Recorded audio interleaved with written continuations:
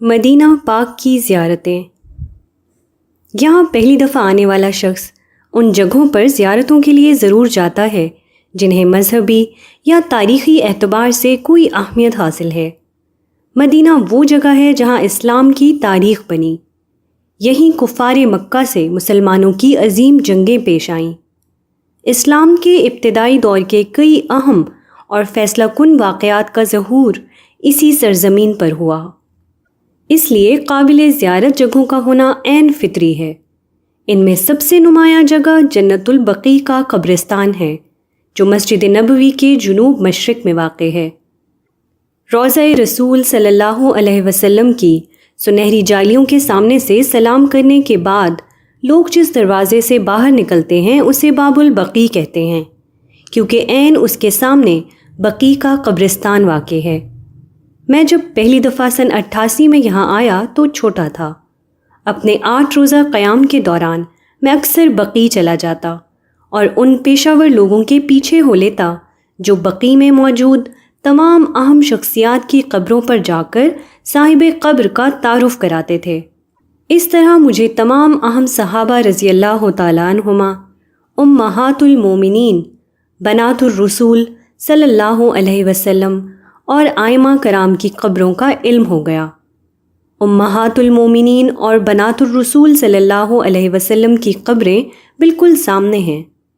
صحابہ میں اہم ترین شخصیت سیدنا عثمان رضی اللہ تعالیٰ عنہ کی ہے۔ آپ کی شہادت جن حالات میں ہوئی ان کی بنا پر آپ کی قبر کی بے حرمتی کا اندیشہ تھا، اس لیے آپ کو بقیع میں بہت دور دفن کیا گیا۔ پہلی دفعہ کے بعد میں دوبارہ اندر نہیں گیا اور اب باہر سے ہی سلام عرض کر دیتا ہوں۔ بقیع کا دروازہ دن میں 2 دفعہ کھلتا ہے، صبح و اشراق کے بعد اور شام میں مغرب سے قبل۔ حضور صلی اللہ علیہ وسلم اکثر و بیشتر بقیع آیا کرتے تھے۔ دوسری اہم زیارت مسجد قباء ہے۔ یہ اسلام کی پہلی مسجد ہے جسے رسول اللہ صلی اللہ علیہ وسلم نے مدینہ ہجرت کے وقت قباء میں اپنے قیام کے دوران تعمیر کیا تھا۔ قباء اس زمانے میں مدینے کی نواحی بستی تھی۔ یہ مسجد طریق الہجرہ کے اختتام پر مدینے کی حدود میں داخلے کے وقت آتی ہے۔ ہم مدینہ آتے ہوئے یا واپسی میں یہاں ضرور آتے تھے، کیونکہ ایک روایت میں یہاں 2 نفل پڑھنے کا ثواب عمرے کے برابر بیان ہوا ہے۔ خود قرآن میں سورہ توبہ میں اس مسجد کی تعریف کی گئی ہے۔ حضور صلی اللہ علیہ وسلم اکثر یہاں پیدل یا سوار ہو کر تشریف لاتے۔ ایک اور مسجد جس کی تاریخی اہمیت ہے وہ مسجد قبلتین ہے۔ یہاں روایات کے مطابق تحویل قبلہ کا حکم نازل ہوا۔ مدینہ میں رہ کر کفار کے مقابلے میں مسلمانوں نے 2 جنگیں لڑیں۔ ان میں سے پہلی جنگ احد کی تھی۔ یہ سن 3 ہجری میں پیش آئی۔ یہ جنگ احد کے اس مشہور پہاڑ کے دامن میں لڑی گئی جس کے متعلق رسول کریم صلی اللہ علیہ وسلم نے فرمایا کہ اسے ہم سے اور ہمیں اس سے محبت ہے۔ یہاں آج بھی اس پہاڑی ٹیلے کا کچھ حصہ باقی ہے جس پر تیر اندازوں کا ایک دستہ خصوصی طور پر تعینات کیا گیا تھا۔ انہی میں سے بعض تیر اندازوں کے اپنی جگہ چھوڑنے سے مسلمانوں کی شکست کا سانحہ وجود میں آیا۔ اس جنگ میں 70 صحابہ رضی اللہ تعالی عنہما شہید ہوئے۔ یہاں شہدائے احد کے مزارات موجود ہیں جن میں سب سے نمایاں ام رسول سیدنا حمزہ رضی اللہ تعالی عنہ کا مزار ہے۔ دیگر معروف صحابہ میں سے حضرت عبداللہ ابن جحش رضی اللہ تعالی عنہ اور حضرت مصعب بن زبیر رضی اللہ تعالی عنہ بھی یہی مدفون ہیں۔ یہ مزارات ایک 4 دیواری میں بنے ہوئے ہیں۔ دوسری مشہور جنگ خندق یا احزاب کی ہے جو اطراف مدینہ میں لڑی گئی۔ اس کے آثار میں صرف اب وہ 5 مساجد موجود ہیں جن کے بارے میں مشہور ہے کہ ان مقامات پر بعض صحابہ دوران محاصرہ خیمہ زن تھے۔ واللہ عالم۔ یہ ساری جگہیں بالعموم زیارت کہلاتی ہیں اور مسجد نبوی کے باہر کھڑے ڈرائیور کچھ پیسے لے کر لوگوں کو ان سب جگہوں کی زیارت کراتے ہیں۔ میں ان جگہوں کی تاریخی اہمیت کی بنا پر کئی دفعہ وہاں گیا ہوں، مگر عام طور پر مدینہ آ کر صرف قباء اور بقیع جاتا تھا۔ اس دفعہ بھی انہی 2 جگہوں پر گیا۔ ایک جگہ اور ہے جو تاریخی اہمیت کے اعتبار سے سب سے زیادہ حیثیت رکھتی ہے، مگر چونکہ مدینے سے دور ہے اور آج کل کے راستے پر بھی واقع نہیں، اس لیے لوگ وہاں نہیں جاتے۔ میری مراد میدان بدر سے ہے۔ خوش قسمتی سے مجھے وہاں جانے کا بھی موقع ملا۔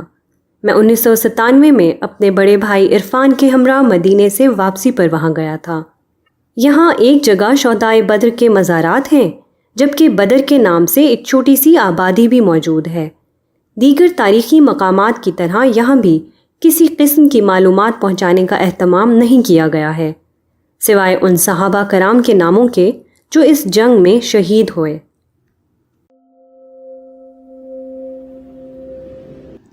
حکم سفر۔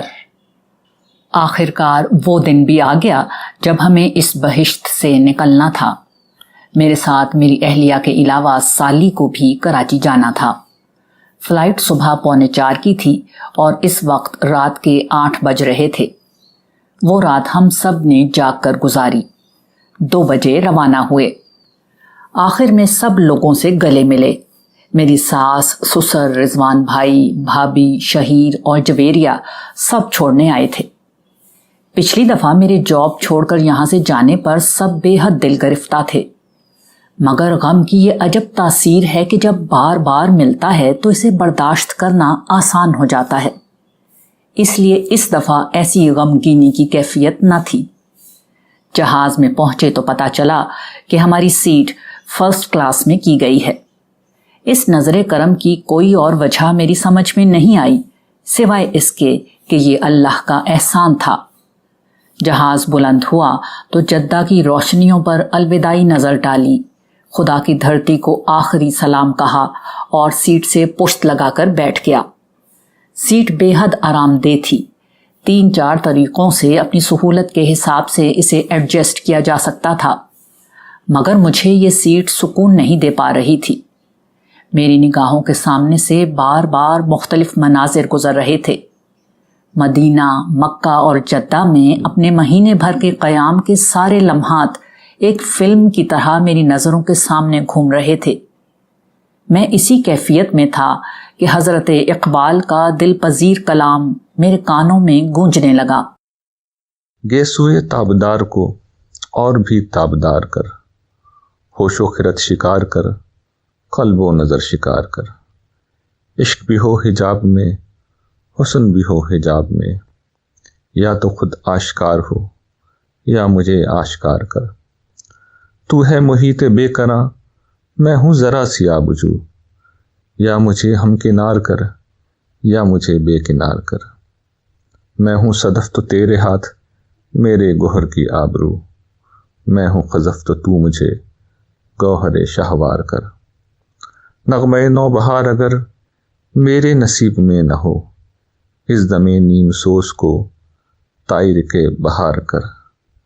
باغ بہشت سے مجھے حکم سفر دیا تھا کیوں، کار جہاں دراز ہے اب میرا انتظار کر۔ روز حساب جب میرا پیش ہو دفتر عمل، آپ بھی شرمسار ہو مجھ کو بھی شرمسار کر۔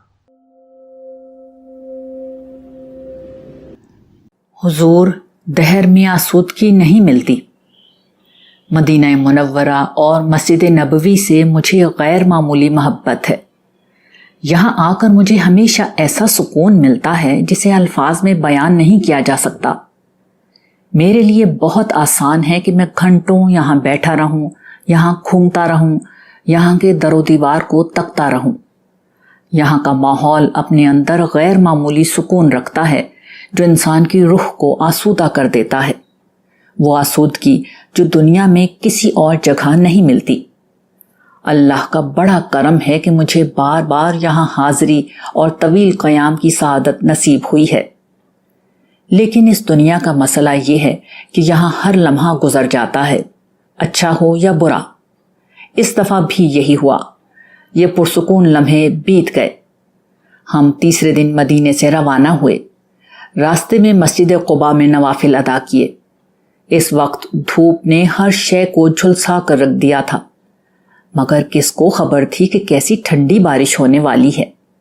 اس بارش اور راستے کے حالات میں پیچھے بیان کر چکا ہوں، لیکن مغرب سے لے کر مشرق تک اپنے اس سفر میں میں نے یہ دیکھا کہ انسانیت کا وجود اسی طرح جھلس رہا ہے جیسے مدینے کی سرزمین تپ رہی تھی۔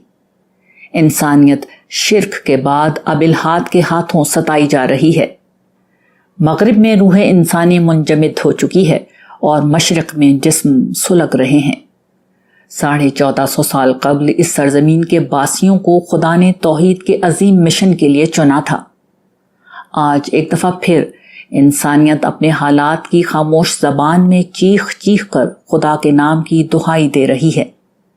رسول اللہ صلی اللہ علیہ وآلہ وسلم کی امت کا بہترین حصہ اس کے ابتدائی لوگ تھے، مگر اس امت کا آخری حصہ بھی اپنی فضیلت کے اعتبار سے کم نہیں۔ مدینے کی برکھانے سلگتی زمین نے جس سے آسودگی پائی مجھے پیغام دیا کہ اب اس امت کے آخری حصے کے برسنے کا وقت آ رہا ہے۔ انسانیت ایک دفعہ پھر آسودہ ہونے کو ہے۔ آج جو آسودگی مدینے میں پھیلی ہے، عنقریب پوری انسانیت اس کے حلقے میں سمٹ آئے گی۔ وہ جو چاہے تو۔ مدینے سے ہفتے کے دن واپسی ہوئی تھی۔ 4 دن بعد جمعرات کو میں اور اہلیہ مکہ کے لیے صبح نکل گئے۔ جمعرات اور جمعے کو وہاں رکے اور جمعہ پڑھ کر لوٹ آئے۔ اس ہفتے جمعرات کے دن میری روانگی تھی۔ روانگی سے قبل منگل کے دن رضوان بھائی کے ہمراہ ہم سب الوداعی طواف کے لیے مکہ آئے۔ اس روز مکہ بہت بدلا بدلا لگ رہا تھا۔ ہر جگہ نور اترتا ہوا محسوس ہو رہا تھا۔ جاب چھوڑ کر جب میں یہاں سے رخصت ہوا تو آخری دفعہ اپنی اہلیہ کے ساتھ حرم آیا تھا۔ اس وقت ہم دونوں بہت غمگین تھے، مگر اس دفعہ ایسا نہ تھا۔ بے قراری تو تھی مگر ساتھ میں قرار بھی تھا۔ یہ بات اہم ہے کہ انسان خدا کے گھر کو چھوڑ رہا ہو، مگر یہ زیادہ اہم ہے کہ خدا انسان کو نہ چھوڑے۔ رخصتی کے اس صبر آزما لمحے میں میرا احساس تھا کہ خدا نے ہمیں نہیں چھوڑا۔ لیکن کچھ بھی ہو، مدینے میں حضور صلی اللہ علیہ وآلہ وسلم کو الوداع کہنا اور یہاں حرم کو آخری دفعہ دیکھنا بڑا مشکل کام ہوتا ہے۔ دل والوں کا سینہ پھٹ جاتا ہے۔ نہ ہم دل والے تھے نہ ہمارا سینہ پھٹا۔ خاموشی سے چلتے ہوئے باہر آ گئے، بس بار بار پیچھے مڑ کر دیکھتے گئے۔ ہاں، خدا سے اتنی دعا ضرور کی کہ ہر بار کی اس جدائی سے دل بہت گھبراتا ہے۔ تو قادر مطلق ہے، چاہے تو بلا استحقاق جنت کی اس بستی میں بسا دے جہاں کوئی ملاقات آخری نہیں ہوگی، جہاں ماضی کی یادیں اداس کریں گی نہ مستقبل کی بے یقینی ستائے گی، جہاں حضور صلی اللہ علیہ وآلہ وسلم کے پڑوسیوں کو صبح و شام خدا کے دربار میں حاضری نصیب ہوگی۔ خدا کا ظرف اس کی ذات کی طرح ہی اعلیٰ ہے۔ وہ جو چاہے تو کیا نہیں ممکن۔ یونیفارم اور کامیابی۔ مکہ اور مدینہ کے ان بازاروں کا ایک بڑا نقصان یہ ہے کہ اکثر خواتین کا دھیان شاپنگ میں لگا رہتا ہے۔ ایسی مبارک جگہوں پر آ کر انسان کا اصل کام یہ ہے کہ خدا سے لو لگائے، اللہ اور اس کے رسول صلی اللہ علیہ وآلہ وسلم سے خود کو جوڑے۔ بازار اس تعلق کا بہت بڑا دشمن ہے۔ ان بازاروں کی شکل میں آنے والوں کے لیے ایک بہت بڑی آزمائش پیدا کر دی گئی ہے۔ یہاں ایک طرف خدا کی رحمتیں اپنے بندوں پر ٹوٹ کر برستی ہیں۔ یہ رحمتیں محض فرض نماز پڑھنے سے نہیں ملتی۔ ان کے حصول کا بہترین ذریعہ یہ ہے کہ انسان خود کو ہر اس چیز سے توڑ لے جو کسی درجے میں اسے خدا اور اس کی یاد سے دور کرتی ہو۔ مگر بدقسمتی سے اس دور میں ظاہری دینداری کا رجحان زور پکڑتا جا رہا ہے۔ اس طرز فکر کا سب سے بڑا نقصان یہ ہے کہ انسان چند ظاہری اعمال کی ادائیگی کے بعد اپنے آپ کو فارغ محسوس کرتا ہے۔ میں پہلے بھی عرض کر چکا ہوں اور بات کی اہمیت کی وجہ سے پھر دہرا رہا ہوں کہ دین ظاہری اعمال سے شروع ہوتا ہے، ان پر ختم نہیں ہوتا۔ اسکول کا یونیفارم پہن کر اور کلاس میں حاضر ہو کر ایک بچہ طالب علم بنتا ہے، جبکہ امتحان میں پاس ہونا ایک الگ چیز ہے جس کے اپنے اور بہت سے تقاضے ہیں۔ کامیابی کا سفر تو بڑا مشکل اور دشوار گزار ہے، ہر شخص اس بات کو بخوبی سمجھتا ہے، لیکن بات وہی ہے کہ ہم دنیا کے معاملے میں بہت ہوشیار ہیں، مگر آخرت اور خدا کے معاملے میں آخری حد تک بے وقوف۔ ہم حج اور عمرے میں نہیں، تمام عبادتوں میں یہی رویہ اپناتے ہیں۔ مثال کے طور پر روزے کو لے لیں، جیسے تیسے روزہ رکھ لیا، لیکن اس کے بعد سارا زور ٹائم پاس کرنے پر ہوتا ہے۔ اس کے لیے ہر جائز اور ناجائز تفریح کا انتظام کیا جاتا ہے۔ فلمیں، کہانیاں اور گپ بازی تو رمضان کے عام معمولات ہیں۔ کچھ نہیں تو سحر اور افطار کی تیاری پر ایسا زور ہوتا ہے کہ اللہ کی پناہ۔ لگتا ہے کہ لوگ روزے کے لیے سحر و افطار نہیں کرتے، بلکہ سحر اور افطار کے لیے روزہ رکھتے ہیں۔ بہت سے لوگ رمضان میں اتنا کھا لیتے ہیں کہ رمضان کے علاوہ بھی اتنا نہیں کھاتے ہوں گے۔ رمضان میں اشیاء صرف کی قیمتیں بڑھنے کا تو بڑا شور ہوتا ہے، مگر یہ بھی سوچنا چاہیے کہ یہ قیمتیں بڑھتی کیوں ہیں؟ چیزوں کی طلب اتنی زیادہ ہوتی ہے کہ تاجر فائدہ اٹھانے کے لیے چیزیں مہنگی کر دیتے ہیں۔ لوگ خریدنا چھوڑ دیں تو سب چیزیں سستی ہو جائیں گی۔ ہر ظاہری عبادت اس بنا پر فرض کی گئی ہے کہ اس کا کوئی نتیجہ نکلنا چاہیے۔ یہ نتیجہ محض رسمی خانہ پوری سے نہیں نکلتا۔